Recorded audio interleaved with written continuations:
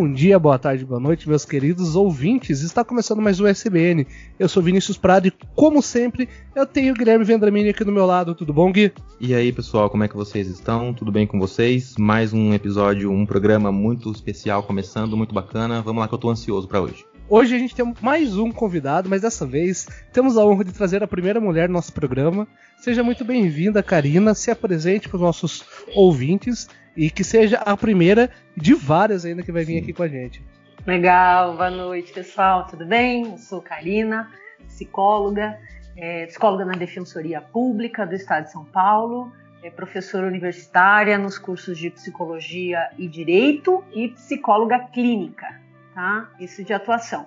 Aí na área acadêmica, especialista em segurança pública, né, crime organizado e cultura da paz, e mestre em ciências humanas e sociais aplicadas.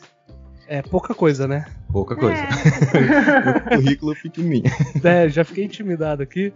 Mas, Karina, por que a gente trouxe aqui hoje, né? Pra gente também colocar em contexto um pouco o seu convite ao programa. Eu com o Guilherme, a gente saiu tomar uma cerveja e a gente começou a conversar. A gente só fala sobre podcast agora, tá? Basicamente é tudo que a gente vai fazer daqui pra frente é o que a gente conversa. E surgiu o assunto sobre a Ferrer, né? A Mariana Ferrer, que você até fez um vídeo sobre isso. E a gente começou a perceber que se a gente fosse abordar assuntos relativos à mulher, seria um pouco não é o nosso lugar de fala direito, né? Então a gente resolveu trazer você aqui para a gente começar a trabalhar um pouquinho. A gente vai falar sobre estrutura familiar, socialização, sexismo, vamos falar sobre machismo estrutural e como a gente pode combater esses males que já assolam a sociedade de uma forma que assola ainda mais as mulheres, né? Nós homens não somos vítimas, nós somos os algozes dessa situação. E queríamos trazer hoje alguém com currículo igual ao seu para falar um pouco sobre. Então, novamente, seja bem-vinda e o programa é seu. Obrigada. Vamos começar então pelo começo de todas as coisas do ponto de vista das relações sociais, né? Na psicologia social, na sociologia, a gente fala que a gente vai se tornando um ser social, primeiro em contato com outras pessoas, né? Então, o primeiro grande grupo social que a gente frequenta é a família. Então, nós nascemos numa família, ou a representação que tenhamos de família, e é nessa família que nós aprendemos, né? Apreendemos como a gente deve viver em sociedade. Desde é aqui que você faz xixi, você come dessa forma, não põe a mão aí, mastiga de boca fechada. Todas essas regras sociais, das mais simples, né, até as mais essenciais, como, por exemplo, se alimentar, né, aprender como você se alimenta fora do seio materno, tudo é passado inicialmente no primeiro grupo que a gente frequenta, que é a família. O segundo grupo que a gente frequenta, que é o que a gente chama de socialização secundária, geralmente é a escola. Ainda hoje, nos tempos de hoje, esse segundo grupo é a escola. Então a gente recebe lá um conjunto de regras que a gente vai assimilando no núcleo familiar, e a primeira vez que esse conjunto de regras vai ser posto em xeque, no sentido de que eu chegarei na escola e eu terei um universo de outras crianças que virão com a sua socialização primária também, né? Ou seja, também foram ensinados nas suas famílias como a gente faz isso, faz aquilo. Então nós temos a minha vivência, a tua vivência e mais a vivência escolar, que vai trazer mais um conjunto de regras e de convivência ali. Nessa família e nessa escola, uma das coisas que a gente recebe nesse kit de socialização são as questões que estão postas no sexismo. O que é sexismo, né? O sexismo é esse conjunto de regras, né, que diz: isso é coisa de menina e isso é coisa de menino. E o que a gente tem aí nesse suposto kit regras sociais que compõem o sexismo? Então, assim, a gente está sendo socializado em família e está sendo socializado na escola, e as questões típicas de menino e de menina, elas já estão sendo passadas para nós desde a concepção. A família já imagina, planeja. constrói psiquicamente, né, como vai ser aquele ser que virá ao mundo, né? Como vão ser as características. Se vai ser um menino, eu vou construir um conjunto de expectativas. Se vai ser uma menina, eu vou construir outro conjunto de expectativas. Então, desde antes dessa criança nascer, ela já está sendo construída no imaginário dos pais e das suas famílias, né? E esse kit sexista, coisa de menina, coisa de menino, essas regras, elas já estão sendo construídas no próprio imaginário dos pais. Quando essa criança nasce, vai começar essa socialização para o gênero. Menino vai ganhar carrinho, bola, videogame de luta, de guerra. A menina vai ganhar boneca, né? Brinquedos de cozinha, de lar, enfim. Hoje nós temos todo um apelo para que esses brinquedos sejam pensados de uma outra, mas via de regra isso ainda se dá dessa maneira, né? Deus o livre você vê um garoto brincando com uma boneca. Até os heróis dos desenhos animados são pensados que para os meninos sejam heróis homens e para as meninas sejam as heroínas mulheres, né? Então tudo isso vai construindo a identidade das pessoas dentro desses parâmetros de regra. O que acontece? Negar a existência de diferença entre o gênero masculino e feminino é algo que seria meio irreal, porque existem diferenças. A grande pergunta é, essas diferenças são diferenças naturais ou elas são diferenças impostas, né? Porque o que a gente vive hoje na nossa sociedade, cada dia mais intensificado, é uma lógica adversarial entre os gêneros, né? Não são homens e mulheres, mas é a ideia de que seriam homens contra mulheres e mulheres contra homens. E essa é uma lógica adoecedora para as mulheres e para os homens também, né? A gente não vive numa lógica de adversariedade. Por quê? Porque o que está posto aí? O que está posto é a desigualdade entre os gêneros. E esse é o conceito de machismo, né? O conceito de machismo é a ideia de que o homem é superior à mulher em diversos aspectos. Eu não estou falando de diversidade da manifestação dos gêneros. Eu estou falando de superioridade de um gênero sobre o outro. Então, esse é um dos motivos pelos quais a gente não fala que feminismo é o oposto de machismo. Porque o feminismo busca igualdade de direitos, respeitando a diversidade entre homens e mulheres. Porque há. E o machismo, ele prega a superioridade do homem sobre a mulher. Então, eles não são os dois lados de uma mesma moeda. É o contrário, né? O que seria posto para o machismo seria, talvez, algo entendido como feminismo, que seria a superioridade do feminino sobre o masculino.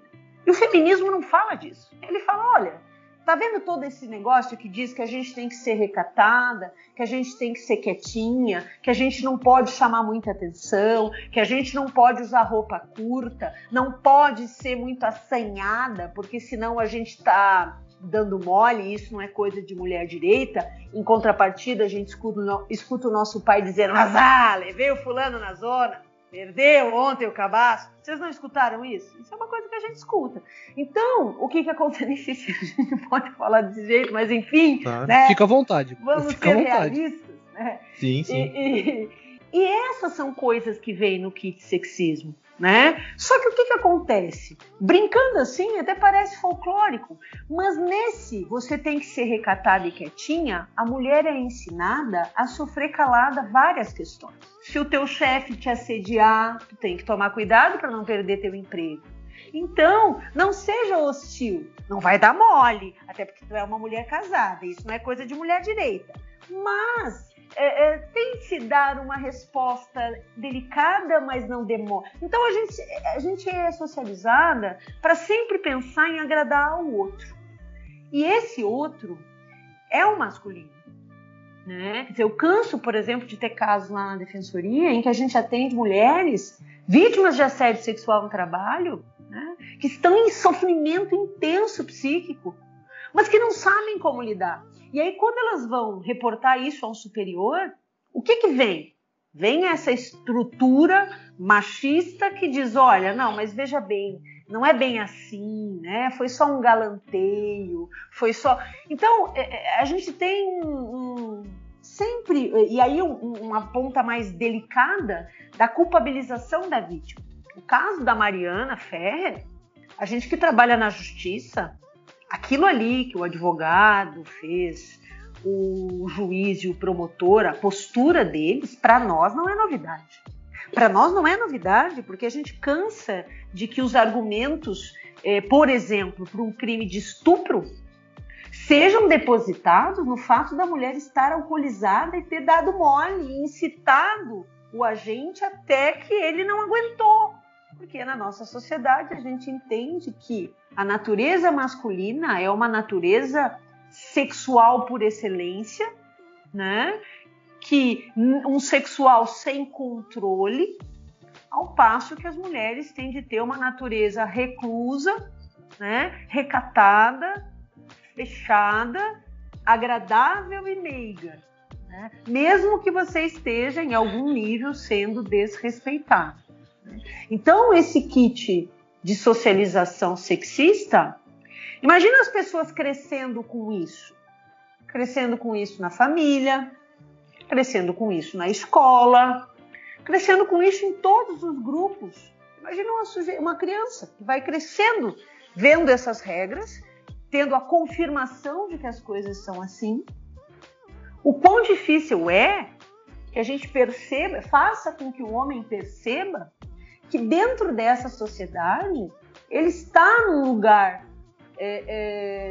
de dominação, como diria o Bourdieu, né? Ele está num lugar em que ele domina. Porque, veja, o homem branco é a régua para a humanidade. Quando eu penso em direitos humanos, às vezes a gente escuta, mas direitos humanos tem que ser pensado para todos. Sem essa de pensar o preto, a mulher, o gay, sem essa. A gente tem que defender direitos humanos para todos. Seria maravilhoso se só isso bastasse. A grande questão é que o mundo não se dá dessa maneira. Quando nós pensamos em defender direitos humanos, e construímos, até porque a Declaração Universal dos Direitos Humanos inicialmente chamava-se Declaração Universal dos Direitos do Homem. Ah, Karina, mas isso é língua portuguesa. O homem é a palavra genérica para a humanidade. Mas aí existe um monte de conteúdo. Quando homem é a palavra genérica para a humanidade, eu parto do princípio que o homem é o ser humano e o resto é o resto. E isso se dá exatamente dessa forma no que diz respeito aos direitos humanos, né? Aproveitando esse gancho que você trouxe, eu não consigo parar de pensar num filme e que mostra muito essa rivalidade na infância já. E vocês vão dar risada que eu vou falar, mas os Batutinhas. Uhum. Se você olhar aquele filme, você percebe claramente quando o Alfafa começa a gostar da menina, ele é totalmente desencorajado a isso. Como se fossem dois tipos diferentes de situação, né? Então a galera dos anos 90, por exemplo, vamos pegar que tá vindo agora com 30 e poucos anos, que alguns mudam, outros não, mas já vem com a cultura, na cultura pop já tá enraizada essa questão do machismo, né? Nessa questão dessa divisão de mulheres, da gente ver os filmes, o que é falado, né?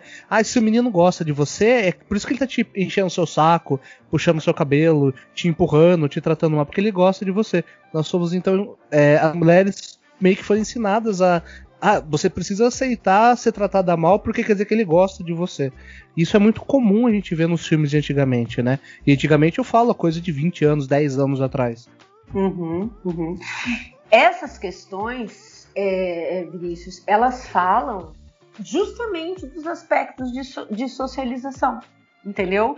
É assim que se dá a relação entre masculino e feminino, né? Esse tá aqui, esse é o parâmetro, que é esse parâmetro adversarial. Na verdade, o adversarial ele se insurge quando a mulher começa a dizer não, né? Porque aí começa o embate. historicamente, eu não estou falando de agora, eu estou falando de toda uma história feminista que começa em década de 50, 60, com as ondas do feminismo e tudo mais. O que nós temos hoje, que é um fenômeno que eu acho que é muito do nosso tempo, é a grande visibilidade de tudo em função das redes sociais, né? Então, o que você tem, o que antes ficava no foro privado, né, no foro íntimo, com muita facilidade, você consegue, enquanto você está sendo espancada, fazer uma live e denunciar o que está acontecendo. Então, as coisas são mais visíveis hoje. Elas ficavam mais na segurança do silêncio das famílias, né? Ali dentro daquele espaço da intimidade. Hoje elas tomam uma visibilidade maior e elas têm sido questionadas. Porque, veja, esse mesmo kit sexismo, né, que diz que meninos vestem azul e meninas vestem rosa, tem no extremo oposto dessa escala a ideia de que um homem pode matar uma mulher porque ela é sua propriedade, no sentido de que se ela não continuar comigo, ela não vai ficar com ninguém. Eu canso de atender casos dessa natureza, inclusive casos já com feminicídio, que a gente acompanhou a mulher, colocou à disposição um acolhimento institucional para ela preservar a vida e ela foi assassinada. Então, parece mimimi, que essa é uma expressão muito utilizada hoje em dia, geralmente por pessoas que ignoram, porque quando você é inserido nessas discussões, você não tem mais coragem de pensar, você não consegue mais pensar dessa maneira. É algo, se você se propõe a de fato entender esse assunto, você não consegue mais, você vai entrar em conflito, e é esperado, né? Um certo desconforto é necessário para a gente repensar isso aqui, porque isso aqui aconteceu com você, com o Guilherme, aconteceu com o Vinícius, aconteceu comigo, a Karina, a gente foi criado nessa lógica, a gente foi, e nós temos comportamentos que são, porque isso aqui, gente, isso aqui é raiz muito profunda. É raiz muito profunda. Então, por isso que a gente diz, a sociedade brasileira, ela é estruturalmente machista e estruturalmente racista. Quando a gente diz que ela é estruturalmente machista, se o Brasil fosse um edifício, o machismo estaria nas fundações. O vergalhão, o cimento, a brita, sei lá o que vai numa viga de fundação, seria de machismo. Todo o resto, todas as outras regras que se desenvolvem, que a gente assimila, vêm ancorados nessa estrutura machista. Então, quando eu penso em trabalho, ele vai ser repleto de nuances machistas. Prova está que hoje ainda as mulheres ganham, em média, de 20% a 30% menos que os homens nas mesmas funções. Quanto mais complexa a função, menos nós ganhamos em face do homem. Então, se eu for uma CEO de uma multinacional, eu vou ganhar 30% a menos do que o meu colega CEO dessa multinacional ou de outra multinacional. Então, isso está encrostado, isso está posto na sociedade, né? Outra coisa, a mulher sai com uma roupa curta. Todo homem se sente no direito de olhar para aquele corpo como sendo um corpo que está ali para ser olhado, no mínimo olhado, né? E ainda com aquela ideia de que você tem que achar bom a invasão do seu corpo por um olhar que você não deseja.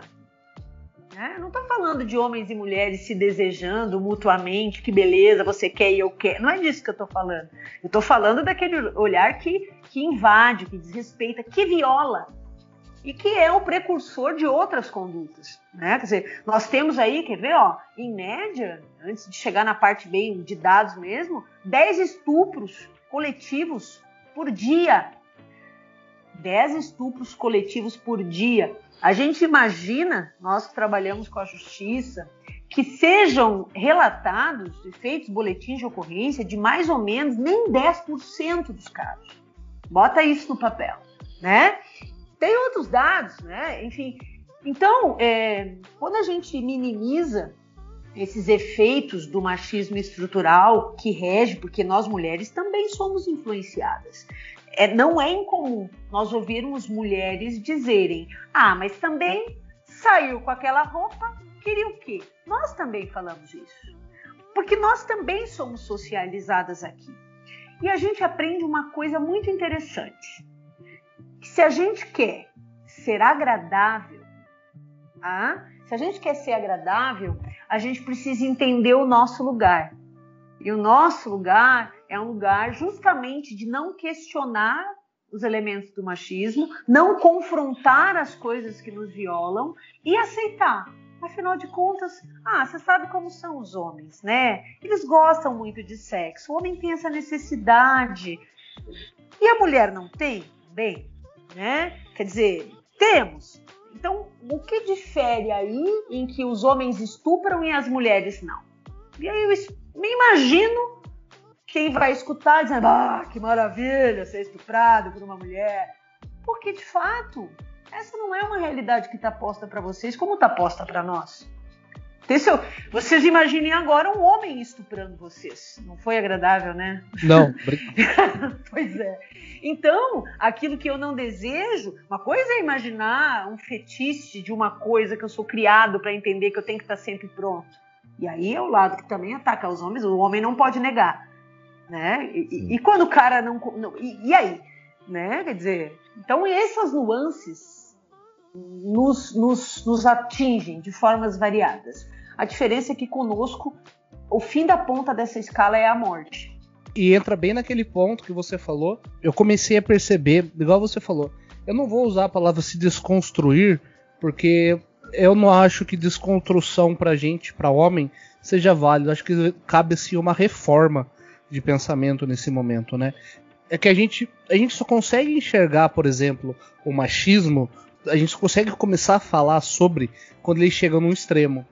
Quando ele é uma pessoa estuprada ou uma mulher é morta. Mas antes disso a gente não fala sobre.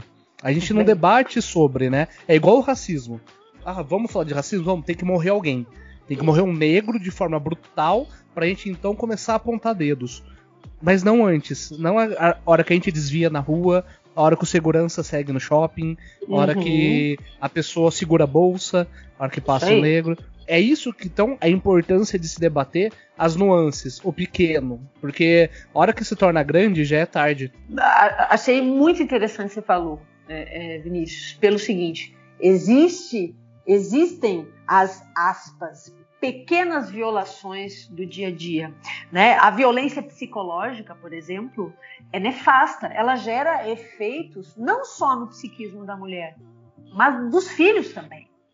Então, você cria um núcleo familiar com opressão, onde não só a mulher vive as opressões variadas da violência psicológica, desde tu não vai trabalhar, não precisa, eu ganho por nós dois. Aí amanhã ou depois o casal se desfaz, é o mesmo cara que vai na justiça se negar a pagar R$200 de alimentos para os filhos, né? Porque essa ideia de que a mulher não possa se lançar ao mercado de trabalho é uma ideia ainda muito posta. Embora hoje em dia a gente também tenha na nossa socialização, sobretudo mulheres de classe média alta, de que a gente tem que estudar e trabalhar também, na hora que o bicho pega no cuidado da família e dos filhos, né, no cuidado do lar e dos filhos, a sociedade ainda hoje espera que seja a mulher que cumpra essa função arabolas, né? Parece até óbvio. E muitas pessoas, né, vão pensar que isso é o óbvio, é o lógico. Por quê? Aonde se constrói isso? Porque essa ideia da mulher no cuidado com a casa dentro do lar, essa é uma ideia mais recente. Assim, ela é uma ideia que vem da modernidade, na pós-modernidade, né? Essa é uma ideia historicamente relativamente recente, né? E embora hoje, no kit socialização, as mulheres também recebam esse kit, mas tu tem que estudar e tu tem que trabalhar, mas na hora do vamos ver, todos, inclusive as próprias mulheres, pensam que é mais lógico, a grande maioria delas, que elas abram mão das suas carreiras para poder se dedicar melhor aos filhos. Isso parece algo até nobre, né? E aí você tem casais de dupla carreira, que a gente chama na terapia de casais, né? Nas terapias de família, casais de dupla carreira, onde ambos investem nas suas carreiras em pé de igualdade, né? são os casais de dupla carreira, você tem um número muito maior de mulheres que abandonam, mesmo estando em cargos altíssimos, em prol dessa prole. Né? Não se pensa a solução de uma divisão igualitária, mesmo que a mulher ganhe mais. E já começa também nessa afirmação, né? Se escuta muito a mulher que ainda defende o marido, mas ele me ajuda em casa. Como se é a minha obrigação, a mulher se fala, mas pô, ele é legal, pô, ele ajuda, eu não sei como que é, né? Mas pra mim sempre aqui em casa sempre foi assim, eu não tenho que ajudar, eu tenho que fazer a minha parte. Né? Não querendo sair de desconstruidão, nada. Mas eu não acho que o correto é eu ajudar. Eu faço a minha parte, e quando ela não pode fazer a parte dela, eu faço a parte minha e a parte dela. Daí quando eu não posso fazer a minha parte, ela vai lá e faz a parte de nós dois. De uma forma que seja assim, não justa, mas que seja bom.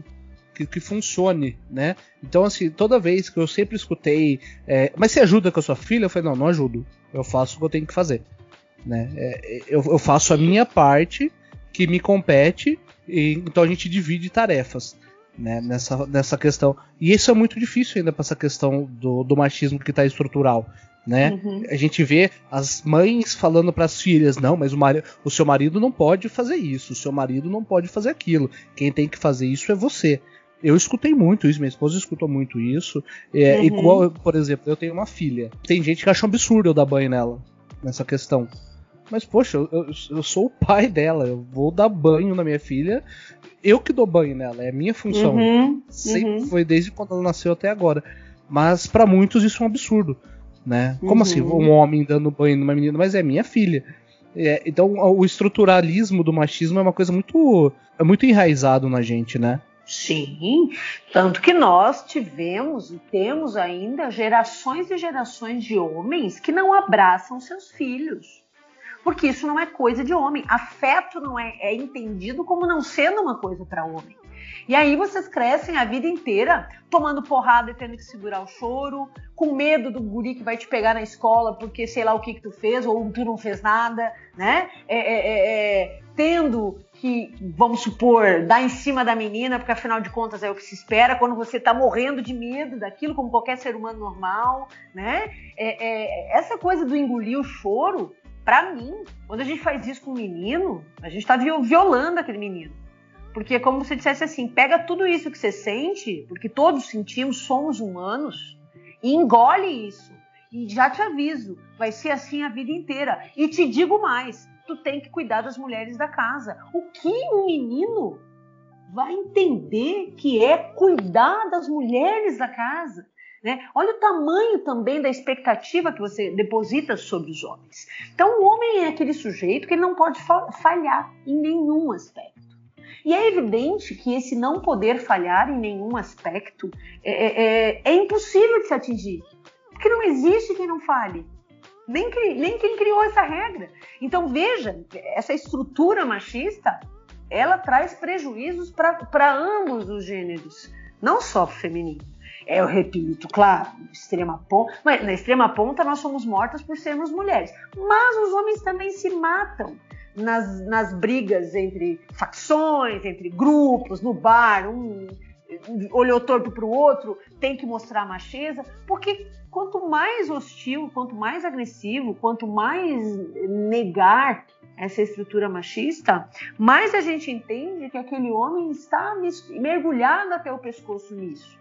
E é muito difícil para alguém que está numa situação de privilégios enxergar seus privilégios, e mais difícil ainda é de fato entender que eles precisam ser repensados e transformados. Ninguém quer. Veja, se eu estou na melhor posição, no melhor lugar, eu vou abrir mão disso? Claro que não. Imagina, se eu sou sempre o mais contratado, quando o garçom vem, ele vai olhar para mim, ele não vai olhar para a mulher que está com você e perguntar o que quer. Ele vai olhar para você, ele vai oferecer o vinho para você. Essas são regras postas que, na verdade, geram uma anulação da mulher. Desde as coisas mais simples, que parecem bobas, até as mais cruéis e terríveis. E uma outra coisa que a gente escuta, né, quando a gente vê alguns lampejos de empatia masculina, os caras costumam dizer assim, não, hoje eu tenho uma filha, hoje eu sei o que é. Mano, você não precisa ter uma filha, ou ter a sua mãe, ou ter irmãs, para você entender que minimamente você tem que ter respeito, né, por todo ser humano. E a mulher também. Né? Então a sua empatia ela tem que conseguir transcender isso.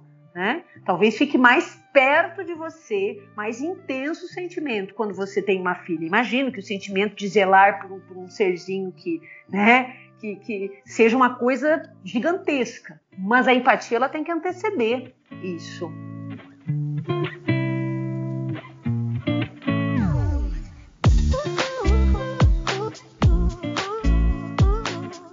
Você estava falando essa questão de que o homem ele tem medo de aceitar que ele está perdendo esse papel, né? Que está perdendo não. Que hoje em dia a mulher ela tem muito mais, como você falou, que tem muito mais espaço por causa das redes sociais, tudo. Então isso chega muito mais para o homem que não aceita perder essa condição do homem. E isso parece que está cada vez mais ameaçando e causando uma insegurança assim, nos homens, que acaba tendo grupos de homens assim, que lutam pelo direito do homem, né? Pelo direito do masculino. Que é uma coisa que é bem absurda se a gente parar para pensar, né? E esse é um dos maiores reflexos também, né? Dessa crescente, assim, dessa crescente da discussão da gente conseguir lutar por essa igualdade da mulher e do homem, tudo. Os homens se sentem muito ameaçados. O que acontece? Existe um psicanalista, né, chamado Lacan, Jacques Lacan. O Lacan falava o seguinte, né? Que haveria uma ideia primordial na civilização humana. A ideia do grande pai, viril, onipotente, né? Poderoso ao extremo, e daí todos os homens teriam como parâmetro esse grande homem, que é um parâmetro de macheza, vamos dizer assim, de masculinidade. O que acontece quando a gente começa a mostrar essas lacunas, essas falhas, esses erros, né, do machismo estrutural? Isso gera uma sensação de perda de dominação, de perda de poder, de perda de controle. Então, o que eu tenho como resposta é o recrudescimento de um discurso agressivo, de um discurso que vai tentar defender essa frágil masculinidade impossível de ser alcançada. Então você vai ter o grupo do orgulho do homem, hoje é o dia do orgulho masculino, né? Quer dizer, não tem como você pensar em defender o orgulho de algo que é dominante numa sociedade, certo?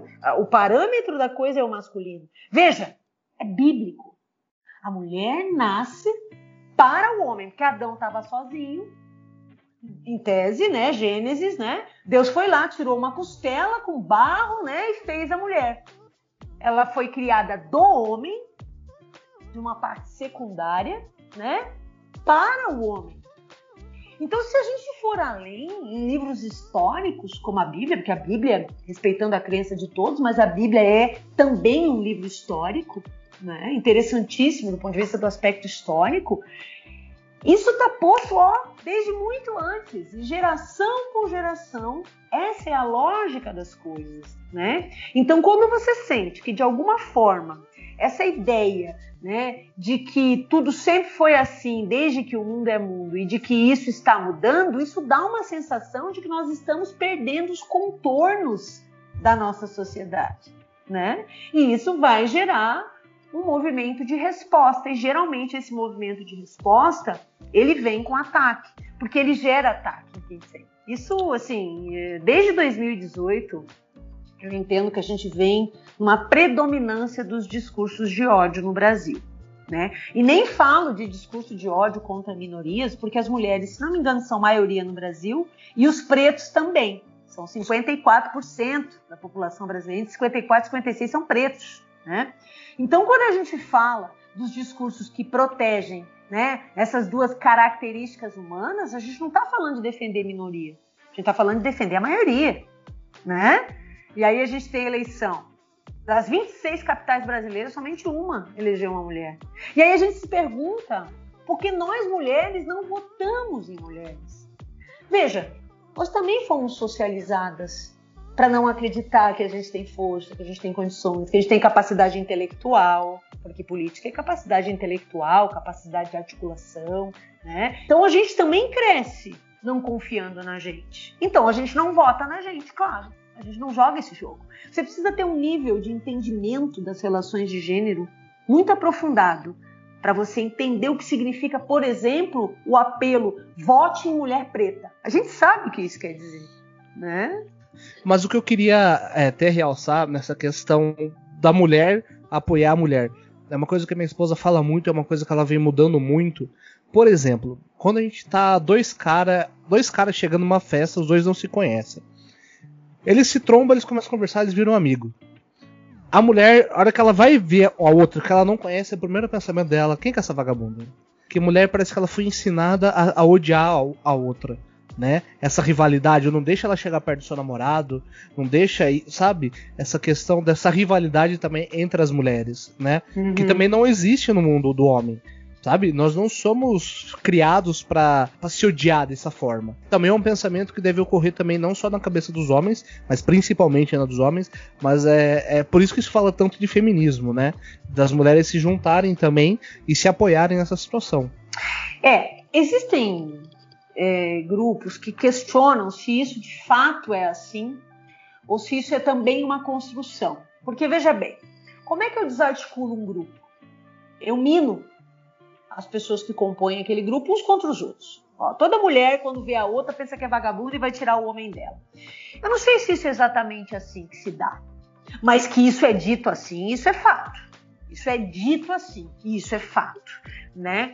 O que a gente vê hoje, muito forte, quanto mais a mulher vai entendendo dessa relação de gênero, mais ela vai entendendo que ela não tem na outra mulher uma adversária em tentativa de disputa do tão importante homem, né? Ela vai se dando conta que existem outras coisas importantes, né? E de fato, é bacana ter alguém, é bacana não ser só, para quem entende assim, mas que nós não temos de nos odiar por causa disso. Que daí a medida de todas as coisas segue sendo o homem. Então a mulher tem que se odiar porque ela tem que achar a outra menos bacana, menos bonita, porque ela está chamando mais a atenção dos homens.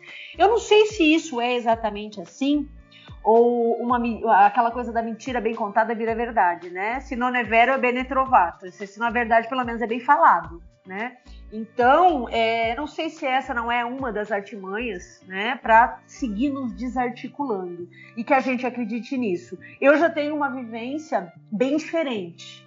Eu tenho uma vivência de um grupo grande de mulheres, muitas delas nem se entendem como feministas, mas estão sendo introduzidas numa reflexão de gênero ao ponto de, veja bem, se eu fui comprar um carro ano retrasado, eu queria uma vendedora mulher, eu queria a comissão para uma mulher, certo? Eu vou comprar uma casa, sei lá, eu quero uma corretora mulher, porque eu quero que o dinheiro da mulher vá para a mulher, certo? Os pretos têm feito isso no movimento antirracista. Vamos nos unir, nos fortalecermos enquanto grupo, né? Angela Davis, a grande militante feminista, uma papisa do feminismo antirracista, ela é uma mulher preta. Até tem o HQ dela que eu mostrei pra ti, né, Vinícius? Maravilhoso, conta a história dela, foi do Panteras Negras, veio no Brasil ano passado. Ela diz, a gente tem que ser, uma sobe e puxa a outra. Esse é o lema. Uma sobe e puxa a outra. O que isso quer dizer? É evidente que isso não gera simpatia nos homens, de uma forma geral. Porque gera a ideia de, agora é um protecionismo. Mas quando o cara chega na festa, troca ideia com o outro e vira amigo, e entende que as mulheres se odeiam porque uma acha a outra vagabunda, aí também há um arrebanhamento, há um código de ligação, de ética, sei lá o quê, entre o gênero masculino. Então, por que nós não podemos pensar, dentro desse tecido social, que eu possa, falando de capitalismo, eu posso entregar o dinheiro fruto do meu trabalho na mão de outra mulher que está trabalhando? Essa é uma reflexão muito, muito tida hoje nos movimentos feministas. Eu sei que ela não é simpática, eu sei que ela gera desconforto, mas ela é um ponto de mudança. Veja, não seria inteligente de parte de uma mulher que ela, entendendo como se dá esse jogo, ela jogasse no tipo contrário ao dela, no time contrário ao dela. E aí eu vou esclarecer uma coisa, não é o time do homem e o time da mulher, é o time da igualdade de direitos e o time do machismo. Esse é o outro time. Porque o que a gente costuma dizer, né? E eu digo muito isso. Nós não queremos uma sociedade sem homens, né? Todas nós, mulheres, se fizermos aí, bota num caderninho quantos homens você ama, eu faço uma lista enorme, né? O que a gente quer é uma sociedade com homens respeitosos, que de fato entendam que isso não é frescura, que não é mimimi, que pulem aquela primeira fase, ai que saco, isso de novo, que pulem, porque dá esse desconforto quando você é introduzido numa reflexão nova, sobretudo se você está num lugar de privilégio. Mas a gente tem que pular passar essa primeira fase. E aí a gente vai conseguir enxergar o mundo com esse olhar que de fato a gente tem que ter. E quais seriam os primeiros passos para a sociedade começar a perceber que não é homem contra mulher, mas é tentando de uma forma mais abrangente em erradicar o machismo da sociedade? Qual que é os primeiros passos que a gente deve tomar como sociedade, não como homem, como mulher, mas como humanos, não como homens, mas como humanos? Sim. Eu entendo que a gente cometeu um erro muito grande há um tempo atrás, em âmbito de política federal e estaduais e em alguns municípios, que é proibir a discussão de gênero nas escolas. Então, porque a gente é a tal ponto moralista, arcaico, e quer negar a realidade da humanidade no momento, sobretudo da sociedade brasileira, a gente não quer falar de gay e lésbica. Então, porque a gente não quer falar de gay e lésbica, a gente não fala de nada que tenha a palavra gênero. Porque vai pregar ideologia gaysística. Bom, primeiro que isso não existe. Ideologia se estabelece quando eu tenho um discurso dominante, com poder, e ele emana regras para os que são dominados. Os LGBTs não dominam nada na sociedade. Nós somos exterminados, mortos, estuprados corretivamente, espancados quando demonstramos o amor. Então a gente não é grupo dominante. Logo, não pode haver uma ideologia gaysística, como se diz, né? Não pode haver. Tecnicamente isso não existe. Então essa ideia já é errada de saída. Então, porque a gente não quer falar de gay e lésbica, a gente não fala de nada que envolva nem homem e mulher. Então, na escola, a gente não pode falar sobre isso, a gente não pode educar as crianças sobre relações de gênero, a gente não pode tocar nessas histórias, a gente não pode ouvir o que ocorre nos lares. E nisso, a gente não ensina nem o que é um toque permitido e o que é um toque proibido, por exemplo. Uma criança que pode estar sendo violentada sexualmente. E quando a gente vai falar de gênero, de sexo, né, desse leque grande, a gente não fala disso e a gente desprepara as gerações futuras. Como é que a gente vai pensar num futuro melhor, num tempo mais ágil, se nós não preparamos a sociedade para que isso se transforme? E aí o que a gente tem? A cada 7 horas, uma mulher sofre feminicídio, né? O Brasil é o 5º lugar no ranking de feminicídio no mundo, um ranking que tem 84 países, tá? Uma mulher sofre violência doméstica a cada 2 minutos. A cada 2 minutos uma mulher apanha dentro da sua casa. São 180 estupros por dia no ano de 2019. E isso deve ser mais ou menos, se muito, 10% do número de casos que ocorrem por dia. Então seriam no mínimo 1.800 estupros por dia no Brasil. Uma menina de 13 anos é estuprada, de até 13 anos, é estuprada a cada 15 minutos no Brasil. 53,8% das pessoas do sexo feminino que são estupradas são meninas até 13 anos. Então o que eu estou falando está muito longe de ser mimimi, né? O que eu estou falando é uma questão de saúde pública, É uma questão muito complexa, né? Tem outros dados aí, é fácil, a gente acessa. Esses dados são aí do Fórum Brasileiro de Segurança Pública, tá? Que é um fórum que é feito em âmbito federal, conta com dados de todos os estados, então é um veículo oficial de comunicação, né? Então eu acho que é isso, meninos. A gente precisa trazer para dentro das escolas essa discussão ampla, abertamente, sem hipocrisia, né? Com professores preparados para ter esse diálogo, porque a gente também precisa preparar os educadores, né? Essa questão, né? Porque tudo no Brasil acaba num cabo de guerra, porque tudo se polarizou, né? E quando a gente começa a falar sobre isso, a gente já cai naquela paradigma que isso é de esquerda. Alguns assuntos não tem que ter partido, não tem que ter lado, né? Nessa questão. Porque enquanto a gente começa a debater esquerda e direita, são crianças sendo estupradas, mulheres sendo mortas, que é uma coisa assim, né, que eu até quero comentar. Tivemos que mudar o termo de homicídio, né, para criar um feminicídio, pra gente explicar que mulheres estão morrendo pelo simples fato de elas serem mulheres, né? E isso é uma coisa que a gente, né, acho que é até legal a gente falar no próximo episódio. Sinta-se convidada já, porque a gente vê que no churume da internet, né, no Facebook, quando essa palavra é usada, gera muita revolta, o feminicídio, né? Do mesmo jeito que tá gerando revolta hoje, vidas negras importam, né? Porque, vocês estão segmentando, vocês estão dividindo, mas a verdade é que nós estamos tentando mostrar que o que está acontecendo é maior do que o que a gente quer entender, né? Por exemplo, você falou dos estupros, são 10% relatado. E quando eles são notificados, relatados, levados a um júri, levado a um juiz, acontece, por exemplo, igual aconteceu com a Mariana Ferrer.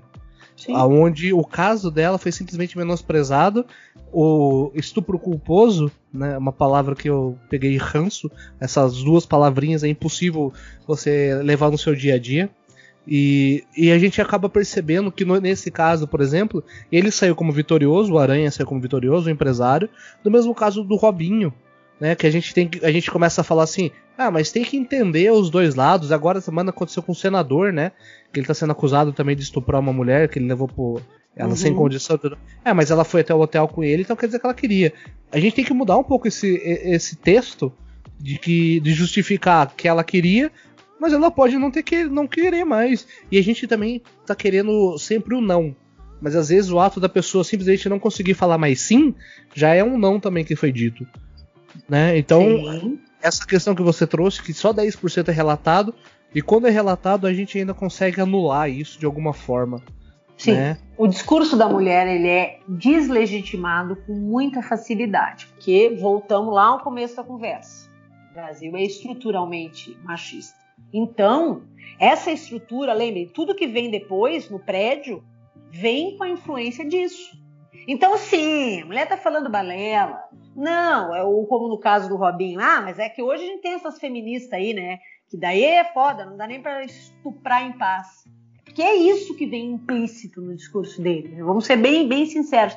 E veja, geralmente, quando as pessoas apontam, tá dividindo, criou... Feminicídio é um tipo penal criado para dar visibilidade que existem mortes que são... eu sou psicóloga jurídica, então existem mortes que acontecem pela intenção de reforçar a posse do homem sobre a mulher. Ele não é um homicídio como eu briguei com alguém num bar, saquei minha arma e dei um tiro na cara dele porque eu me irritei. É diferente.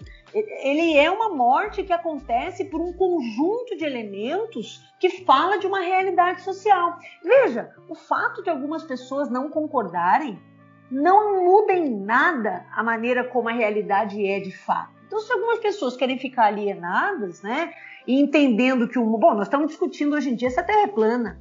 Então, assim, se a pessoa quer ficar nesse mundo, né, nessa bolha ali, entendendo que a opinião vale mais, né, porque tudo que eu falei aqui, que nós conversamos aqui hoje, tudo isso é ciência.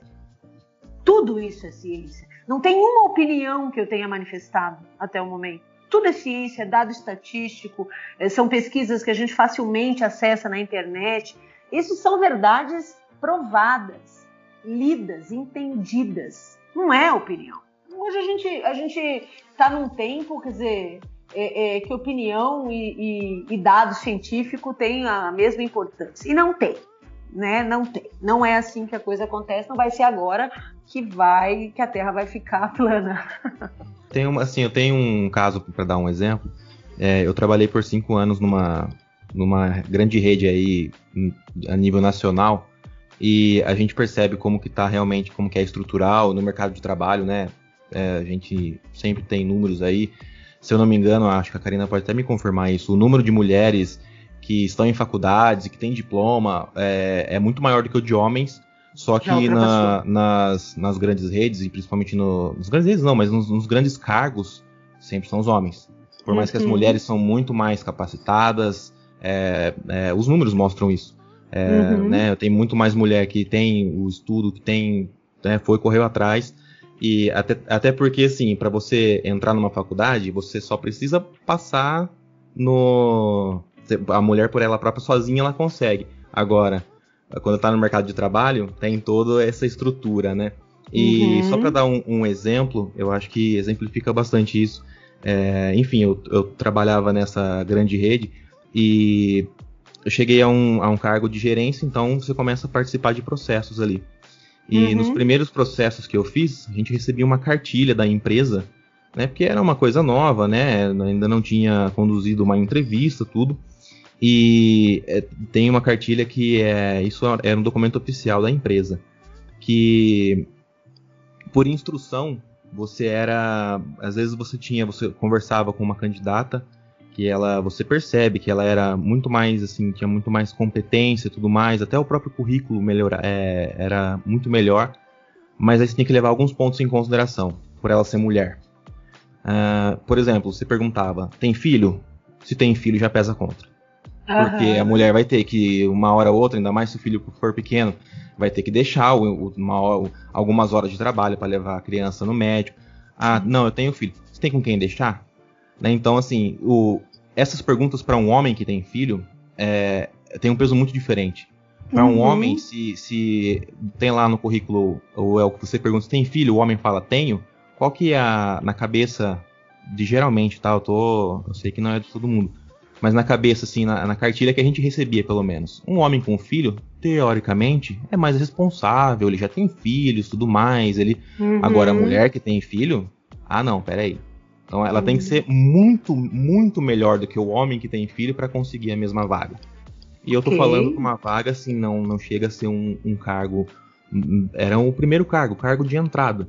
Então, assim, ali ela já tinha que ser muito, mas muito melhor. Tinha que ter um destaque muito grande para superar todas essas outras coisas esses empecilhos, né, entre aspas, dizer assim, que são criados por ela ser mulher.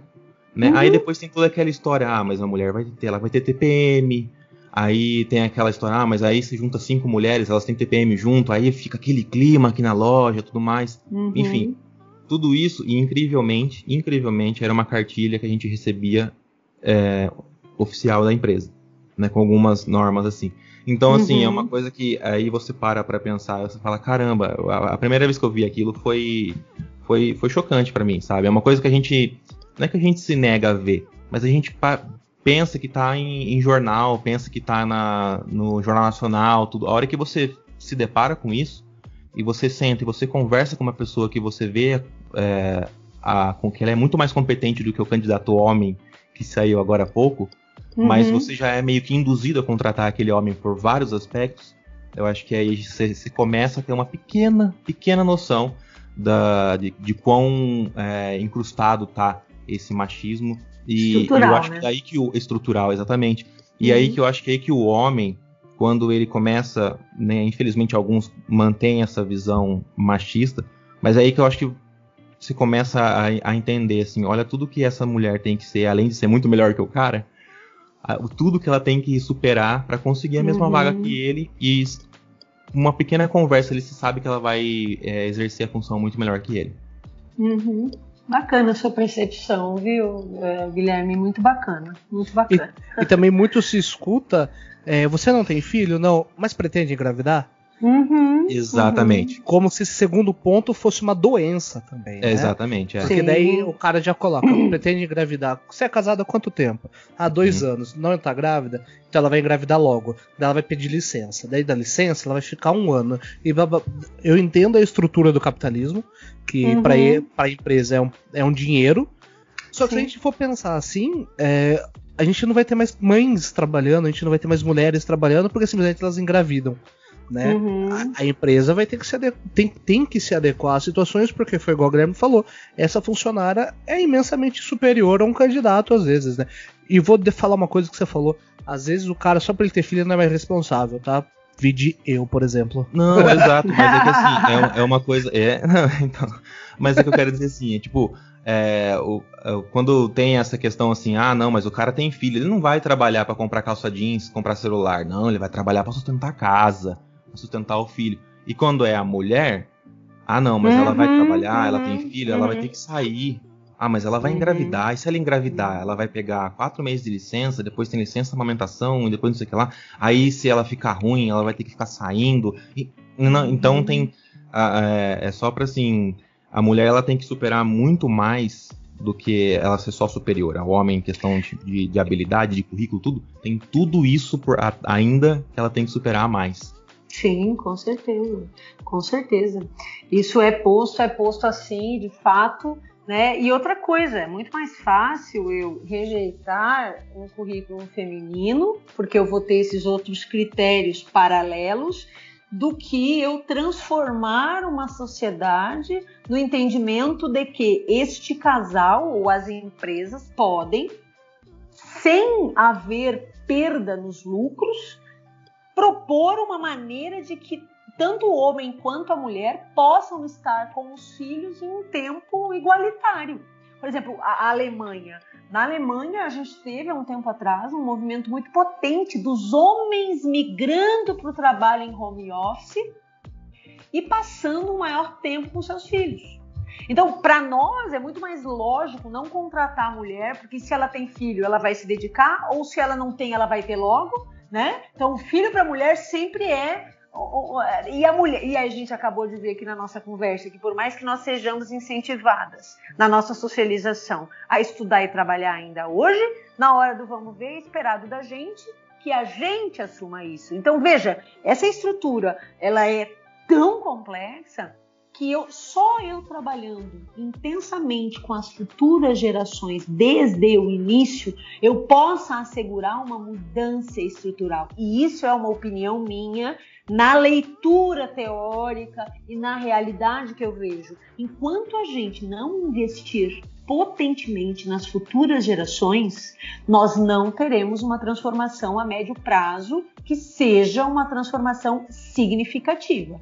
Nós vamos estar sempre lutando para não matarem as mulheres, lutando para considerar a colega profissional só... Porque, veja, quando a gente presta um concurso público e a gente tem iguais condições de estudar para um concurso público, nós entramos na mesma proporção, eu vou dizer no mínimo na mesma proporção, até para não ficar incitando essa coisa adversarial, né? Mas assim, nós entramos na mesma proporção. Quando o concurso tem um critério de seleção apenas intelectual. Quando ele inclui fase, que nem para juiz, para promotora, que inclui fase oral, as entrevistas, esse critério que você citou, ele é considerado. Esses critérios outros, que não, nessa cartilha, né, escusa, né? Então, você vai olhar quantos juízes e promotoras nós temos, a gente vai ver que o número de mulheres é muito menor. Aí você pega um concurso como o da Defensoria Pública, que é o órgão que eu trabalho, né, no governo do Estado, você vai ter um número altíssimo de mulheres, que o critério é a prova objetiva. Se eu não me engano, nós temos mais defensoras do que defensores. Eu não posso afirmar isso, mas eu tenho a impressão que sim. Então, veja, quando as condições são postas de fato em pé de igualdade, o que a gente vê, né? Que antigamente falava, nossa, mas quase não tem nenhum inventor ou grande cientista na história da humanidade. É óbvio que nós vamos ter meia dúzia de mulheres. Nós não podíamos. É óbvio, fica fácil, né? Fica fácil, nós não podíamos, nós estamos podendo há poucos anos. E ainda muito longe do pé de igualdade. Karina, sinta-se convidada a voltar de verdade mesmo. Ficou muita coisa que eu queria perguntar, mas eu não vou, senão a gente vai estender o programa. E não é ideia. Faça seu jabá. Eu sei que você tem seu YouTube. Fale um pouquinho do que você quiser. Deixe esses minutinhos para você encerrar o programa aí, do jeito que você achar que é necessário. Beleza, meninos. Olha, na verdade, eu tenho canal no YouTube, sim, psicóloga Karina Sabedotti, mas lá é um canal onde principalmente são postadas as aulas que eu ministro para os meus alunos, tanto no curso de psicologia quanto no de direito. O que tem vídeos mais curtos é o meu Instagram, né, Karina Sabedotti. O meu Instagram tem vídeos curtinhos, 7, no máximo 10 minutos, com vários assuntos. Então eu falo eu estudo muito família e casais, né? Como é que se dá, quais são as fases de um casamento, né? Até psicologia coisa para louco. São perguntas e respostas muito simples que são vídeos para todos. A ideia é disseminar a psicologia no contexto e na vida das pessoas, mas com uma profundidade e com qualidade. Então, quem tiver afim, videozinhos curtinhos, Karina Sabedotti no Instagram ou psicóloga Karina Sabedotti no YouTube.